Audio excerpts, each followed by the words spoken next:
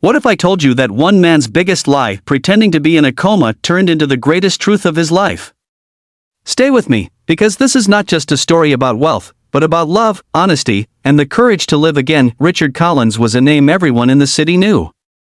He was the kind of man who made the front pages, self-made millionaire, owner of hotels and businesses, a man whose suits cost more than most people's monthly salaries. To the world, he had everything: cars, mansions, money to burn. But what no one saw was the silence of his home, the emptiness of his nights, and the gnawing fear that people only loved him for what he had, not who he was. One evening, a sharp pain seized his chest during a business gala.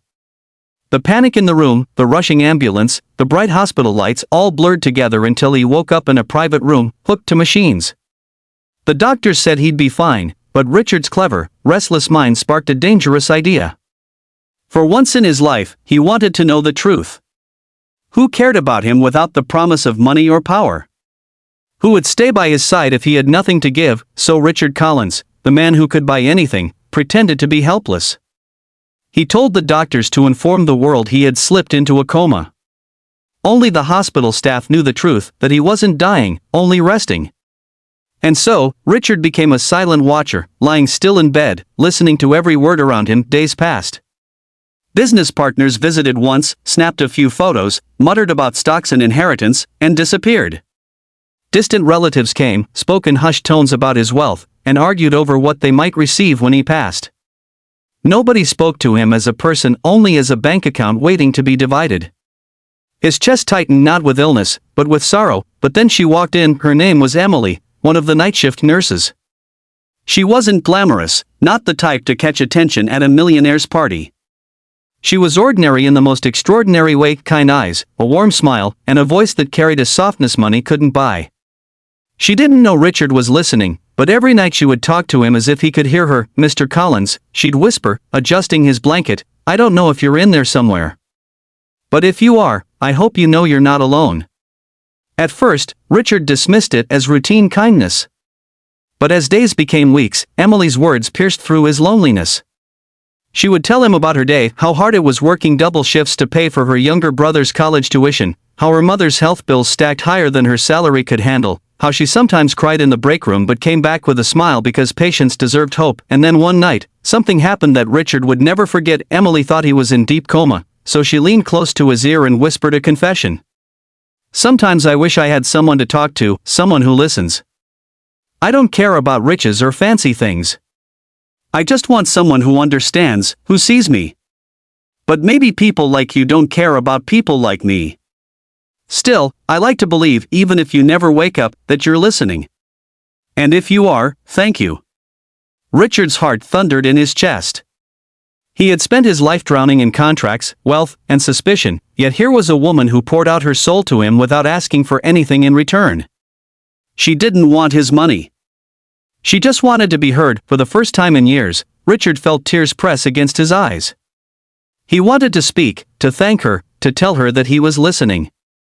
But he stayed still, torn between the safety of his disguise and the risk of revealing himself. The days that followed were even harder. Emily kept coming, caring for him with patience no one else offered. When his family fought in the hallway, she calmed the storm. When colleagues stopped showing up, she still remained. Her quiet strength began to change Richard. He realized the greatest wealth wasn't in his accounts, it was in moments of human connection, in compassion freely given. One evening, Emily entered his room exhausted, her shoulders slumped. She sat beside him and held his limp hand.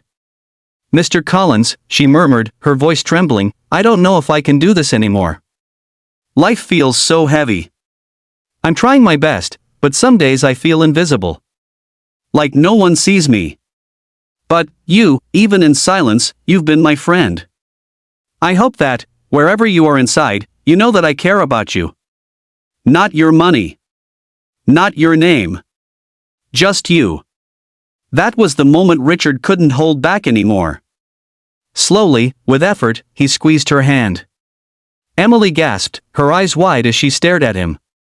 And then, for the first time in weeks, Richard opened his eyes. "Emily," he whispered hoarsely, his voice breaking, "I see you. I've heard every word." Tears streamed down her face as she covered her mouth, unable to believe what had just happened. Richard reached for her trembling hand and said, "You've given me something no one else has, truth. You cared for me when the world only cared for my money. And I don't want to go back to living without that." From that day forward, Richard's life changed. He didn't return to boardrooms and endless deals. Instead, he invested his fortune into helping people like Emily, families drowning in medical bills, students who couldn't afford college, hospitals struggling to keep doors open. But more importantly, he found a partner in Emily. She taught him that love doesn't measure wealth, it measures heart, and in turn, Richard gave her what she had always longed for, not riches, not gifts, but someone who truly saw her. And so, the millionaire who once pretended to be in a coma discovered that sometimes, the greatest awakening isn't of the body, it's of the soul, because in the end, the richest man isn't the one with the biggest bank account, but the one who learns how to love and be loved in return.